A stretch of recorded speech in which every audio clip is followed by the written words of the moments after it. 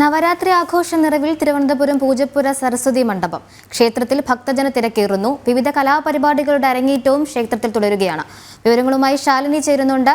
ശാലിനി, ഇന്നത്തെ തത്സമയ വിശേഷത്തിലേക്ക്.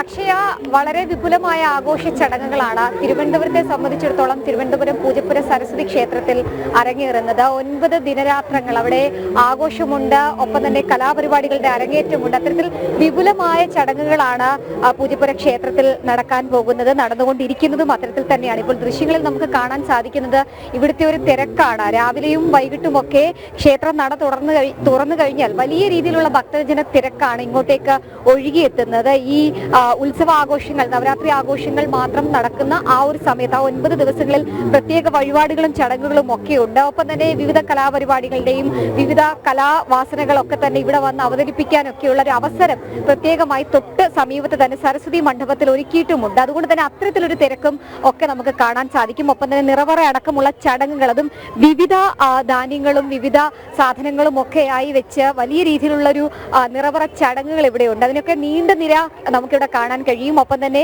നട അടയ്ക്കുന്നത് വരെ ഈ ഒരു തിരക്ക് ഇപ്പോൾ തുടർന്നുകൊണ്ടിരിക്കും എന്നുള്ളതാണ് നമുക്ക് മനസ്സിലാക്കാൻ സാധിക്കുന്നത്. ക്ഷേത്രത്തിനുള്ളിലേക്കുള്ള ദർശനത്തിനുള്ള നിരയാണ് നമ്മളിപ്പോൾ കണ്ടുകൊണ്ടിരിക്കുന്നത്. അതിന് തൊട്ട് സമീപത്തായി വയം ഉൾപ്പെടെയുള്ള വസ്തുക്കളും ധാന്യങ്ങളും ഒക്കെ ആയി പറയിടുന്നവർ, നിറവറയിടുന്ന ചടങ്ങുകൾ കൂടി നമുക്ക് കാണാം. അതിൽ മഞ്ഞളുണ്ട്, നാണയമുണ്ട്, മലരും നവധാന്യങ്ങളും അരിയും കുങ്കുമവും നെല്ലും പഞ്ചസാരയും ഒക്കെ പറയായി അവർ അർപ്പിക്കുന്ന ഒരു കാഴ്ചകൾ കൂടി നമുക്ക് കാണുകയും ചെയ്യാം. അത്തരത്തിൽ കുഞ്ഞു കുട്ടികൾ ഉൾപ്പെടെ ആദ്യാക്ഷരങ്ങൾ കുറിക്കാൻ 13-ാം തീയതിയിലെ, അതായത് വിജയദശമി ദിനത്തിലേക്ക് ഇങ്ങോട്ടേക്ക് എത്തും. അതുകൊണ്ട് തന്നെ അതിനു വേണ്ടിയിട്ടുള്ള ഒരുക്കങ്ങളൊക്കെയാണ് ക്ഷേത്ര അങ്കണത്തിൽ ഇപ്പോൾ തുടർന്നുകൊണ്ടിരിക്കുന്നത്. ഒപ്പം തന്നെ വിവിധ കലാപരിപാടികൾ തൊട്ട് സമീപത്തായിട്ടുള്ള സരസ്വതി മണ്ഡപത്തിൽ അരങ്ങേറിക്കൊണ്ടും ഇരിക്കുകയാണ്. ക്ഷേത്ര കമ്മിറ്റിക്കാരൊക്കെ വളരെയധികം സന്തോഷത്തിലും ഒപ്പം തന്നെ ഒരു ആത്മസമർപ്പണത്തിൽ കൂടിയാണ്. കാരണം ഈ 9 ദിവസം നീണ്ടു നിൽക്കുന്ന ആഘോഷങ്ങൾ അത് ഏറ്റവും വലിയ ആഘോഷമാക്കി തലസ്ഥാനത്ത് മാറ്റാറുണ്ട്. പ്രത്യേകിച്ച് പത്മനാഭപുരം കൊട്ടാരത്തിൽ നിന്നും ഒപ്പം തന്നെ ശുചീന്ദ്രം ക്ഷേത്രത്തിൽ നിന്നും ഒക്കെ എത്തുന്ന വെള്ളിക്കുതിരയടക്കം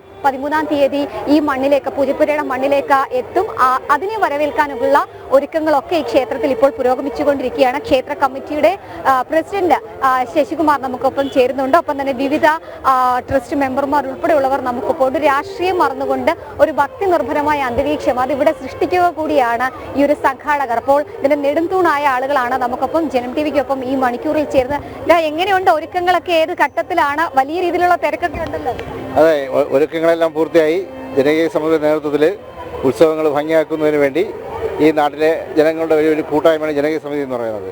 അതുമായിട്ട് ബന്ധപ്പെട്ട് റെസിഡൻസ് അസോസിയേഷനുകൾ, മറ്റ് ക്ലബ്ബുകൾ, സാംസ്കാരിക സംഘടനകൾ തുടങ്ങി എല്ലാവിധ സംഘടനകളെ നമ്മൾ ഏകോപിച്ചുകൊണ്ടുള്ള ഒരു പൂജപ്പുരയുടെ ഒരു വലിയ ദേശീയ ഉത്സവമായി മാറിയിരിക്കുകയാണ്. അതുമായി ബന്ധപ്പെട്ട് നിരവധി പരിപാടികൾ നടക്കുകയാണ്. അതിനെക്കുറിച്ച് പറയും. പരിപാടികൾ ഒരു ഭാഗത്ത് നടക്കുന്നു, ദർശനം ഒരു ഭാഗത്ത് നടക്കുന്നു. ഇനിയിപ്പോൾ വെള്ളിക്കുതിരയൊക്കെ വരാനുള്ള ദിവസത്തിന്റെ കാത്തിരിപ്പ്, വിജയദശമി ദിവസം വിദ്യാരംഭത്തിനുള്ള ഒരുക്കങ്ങൾ. എത്രത്തോളം പേരെ നമ്മൾ ഇത്തവണ പ്രതീക്ഷിക്കുന്നു? നമ്മളെക്കൊരു വിദ്യാരംഭം നമ്മൾ 1400 പേരെയാണ് പ്രതീക്ഷിക്കുന്നത്. 1500 1000 ഇപ്പം തന്നെ ഒരു 800-900 വരെ എത്തിക്കഴിഞ്ഞു. അതേമാതിരി ഇതിന് ഏറ്റവും വലിയ പ്രത്യേകത കാവടി ഘോഷയാത്രയുടെ തന്നെ ഇപ്പോൾ ഒരു കാവടിയുടെ ബുക്കിംഗ് തന്നെ ഇപ്പോൾ ഒരു 750-800 കഴിഞ്ഞു. 800 കാവടി പറയുമ്പോൾ ഒരു കാവടിയുടെ 4-5 പേരാണ് വരുന്നത്. അപ്പോൾ ഇപ്പോൾ തന്നെ 5000 കഴിയുന്നൊരു സംഭവമായി. വിദ്യാരംഭം കുറി ഏറ്റവും കൂടുതൽ എനിക്ക് തോന്നുന്നു ഇക്കുറി പുതിയ ആൾക്കാർ ഒരുപാട് വരുന്നുണ്ട്. സാംസ്കാരിക, രാഷ്ട്രീയ, സിനിമാ ലോകത്തിലെ പ്രഗത്ഭരായ ഒരുപാട് ആൾക്കാർ ഇവിടെ വരുന്നുണ്ട്. പക്ഷെ ആര് വന്നു കഴിഞ്ഞാലും ഈ എഴുത്തിരുത്തുന്നത് ആ കരങ്ങൾ ദേവിയുടെ കരമാണ്, സരസ്വതി ദേവിയാണ്. എന്തായാലും ഇക്കുറി ഉത്സവം പറഞ്ഞാൽ കഴിഞ്ഞ വർഷം ഇതുവരെ മോശമാണെന്ന് പറയില്ല, പക്ഷേ അതിഗംഭീരമായി. ആറ്റുകാൽ അമ്പലത്തിനോടം വരുന്ന, കാരണം എല്ലാ ക്ഷേത്രങ്ങളും മുന്നോട്ട് വരുന്ന ആഗ്രഹിക്കുന്ന ആൾക്കാരാണ്. പക്ഷേ ഇക്കുറി ജനകീയ സമിതി നമ്മുടെ ആറ്റുകാൽ അമ്പലം കഴിഞ്ഞാൽ അടുത്തൊരു ക്ഷേത്ര ഉത്സവം എന്ന് പറഞ്ഞു കഴിഞ്ഞാൽ അത് പൂജപ്പുര സരസ്വതി ദേവി ക്ഷേത്രം എന്നായിരിക്കും. അത് നമ്മുടെ ജനകീയ സമിതിയുടെ ഈ എല്ലാ രാഷ്ട്രീയ കക്ഷികളും ഒരുമിച്ച് നിന്ന്, എന്ത് രാഷ്ട്രീയമുണ്ടെങ്കിലും ഗേറ്റിന് വെളിയില്ലേ, പക്ഷേ ഗേറ്റിനകത്ത് നമ്മളെ ദേവിയുടെ ദാസന്മാരാണ്. അത് തെളിയിച്ചു കൊടുക്കുന്ന ഒരു ഉത്സവം കൂടിയാണത്. അത് എല്ലാ ജനങ്ങളും, എല്ലാവിധ ഡിപ്പാർട്ട്മെൻറ്റുകളും, പ്രത്യേകിച്ച് മറ്റേ മേയറായാലും അതേമാതിരി മറ്റേ MLA ആയാലും ബാക്കി ഡിപ്പാർട്ട്മെൻറ്റ് എല്ലാവരുടെയും സഹകരണമുണ്ട്. നഗരസഭയാണെങ്കിൽ ത്രൂ ഔട്ട് ഇവിടെ തന്നെയുണ്ട്. പക്ഷെ നമ്മുടെ ഒരു ഏകോപനം അതൊരു മാതൃകയാണ്. കേരളത്തിനല്ല, ലോകത്തിൻ്റെ മാതൃകയായി ജനകീയ സമിതി ഈ ഉത്സവം കഴിയുമ്പോൾ ലോകത്തിൻ്റെ നെറുകയിൽ നിൽക്കും, യാതൊരു സംശയവുമില്ല. സൂചിപ്പിച്ചതുപോലെ രാഷ്ട്രീയം നോക്കാതെയുള്ള ഒരു ഒത്തൊരുമയുടെ കൂട്ടായ്മയുടെ ഒക്കെ ഉത്സവമായി പൂജപ്പുരയിലെ നവരാത്രി ആഘോഷങ്ങൾ തുടരുകയാണ്. ചേട്ടാ, എങ്ങനെയുണ്ട് നമ്മുടെ ഈ ഒരു ആളും തിരക്കും ഒക്കെ കാണുമ്പോൾ എത്രത്തോളം സന്തോഷമാണ്? പൂജപ്പുരയെ സംബന്ധിച്ച് ആഹ്ലാദത്തിൻ്റെ നിമിഷങ്ങളാണ്. ഓരോ വർഷവും ദിനം പ്രതി ജനക്കൂട്ടം ഇങ്ങനെ ലക്ഷക്കണക്കിന് ആളുകളാണ്, 10 ലക്ഷത്തിൽ കൂടുതൽ ആളുകൾ ഈ 10 ദിവസത്തിനകം പൂജപ്പുര സന്ദർശിച്ചിട്ട് മടങ്ങുന്ന ഒരു ആഹ്ലാദകരമായ നിമിഷമാണ്. ഈ ഉത്സവം എന്ന് പറയുന്നത് മറ്റ് ഉത്സവങ്ങളെ അപേക്ഷിച്ച് ഇത് ജനകീയ ഉത്സവമാണ്. കാരണം അതിനെ നയിക്കുന്നത് ജനകീയ സമിതിയാണെങ്കിലും ഇത് ആപാലവൃത്തം ജനങ്ങളും ഞങ്ങളോടൊപ്പം സഹകരിക്കുന്ന, ഇത്രയും ഒരുമയോടെ സഹകരിക്കുന്ന ഒരു ഉത്സവം വേറെ കാണുന്നില്ല. സരസ്വതി ദേവിയുടെ പ്രശസ്തി ആളുകളിൽ സംസ്ഥാനത്താകെ തന്നെ മാറ്റങ്ങൾ കൊണ്ട് ഇത് ഒരു വലിയ ഒരു സംഭവമായി മാറും. ഇവിടുത്തെ പ്രത്യേകത അനുസരിച്ച് നേരത്തെ പറഞ്ഞ പോലെ ഗുരുക്കന്മാരുടെ കാര്യം പറഞ്ഞു. പ്രഗത്ഭരായ ഗുരുക്കന്മാർ ഇത്രയും കൂടുതൽ ആദ്യാക്ഷരം കുറിക്കുന്ന വേറൊരു അമ്പലം ഇവിടെയില്ല. ഞങ്ങൾ നാളെ ഒരു പുതിയ ഒരു പുതിയ പൂജയിലേക്ക് പോവുകയാണ്. കാരണമെന്ന് വെച്ചാൽ സരസ്വതി അഖണ്ഡ നാമയജ്ഞം അത് ഇത്തവണ പുതിയതായി തുടങ്ങിയതാണ്. രാവിലെ 6 മണി തൊട്ട് വൈകുന്നേരം 6 മണി വരെ സ്ത്രീകൾ മാത്രം 12 കലശത്തിൽ കുങ്കുമം നിറച്ച് അതിൽ പ്രാർത്ഥിക്കുകയും വൈകുന്നേരം അത് ദേവിക്ക് ചാർത്തുകയും ചെയ്യുന്ന ഒരു പുതിയ ഇത്. രണ്ടാമതായി നമ്മളിപ്പോൾ ഏർപ്പെടുത്തിയത് വാണിമണി പുരസ്കാരം. വാണിമണി പുരസ്കാരം എന്ന് പറയുന്ന ഏറ്റവും വലിയ സംഗീതയ്ക്ക് കൊടുക്കുന്ന അവാർഡാണ്. ഇത്തവണ അത് ഏറ്റുവാങ്ങിയത് KS ചിത്രയാണ്. അതുകൊണ്ട് തന്നെ KS ചിത്ര ഇവിടെ വന്ന് നമ്മളെ ഇത് ഏറ്റുവാങ്ങിയത് കൊണ്ട് തന്നെ അത് നമുക്കൊരു ആനന്ദകരമായ നിമിഷമാണ്.